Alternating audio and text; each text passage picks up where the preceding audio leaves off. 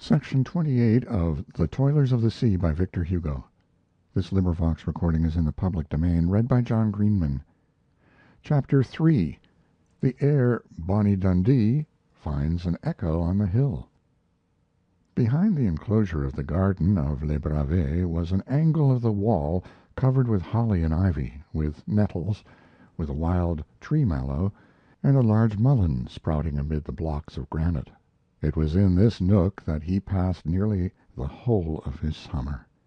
He stood there in an indescribably pensive mood. The lizards, accustomed to him, warmed themselves on the same stones.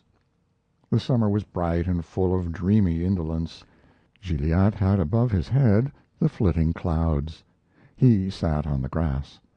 Everything was full of the sounds of birds. He clasped his brow in his hands and asked himself, why did she write my name in the snow? The sea breeze came in great puffs from the distance. At intervals, in the quarries of La Vendue, the horn of the miners sounded abruptly, warning passers-by to stand aside and that a charge was about to be exploded. The port of St. Sampson was not visible, but the tips of the masts could be seen above the trees. Stray gulls were flying about. Gilliatt had heard his mother say that women could be in love with men, that such things did happen sometimes. He answered himself, "That is it. I understand. Déruchette is in love with me." He felt profoundly sad. He said to himself, "But she, on her part, is thinking of me. It is well." He reflected that Déruchette was rich and that he was poor. He then thought that the steamboat was an execrable invention. He could never remember the day of the month. He watched, in a vague way, the big black bumblebees, with their yellow thighs and short wings, as they plunged noisily into the holes in the wall.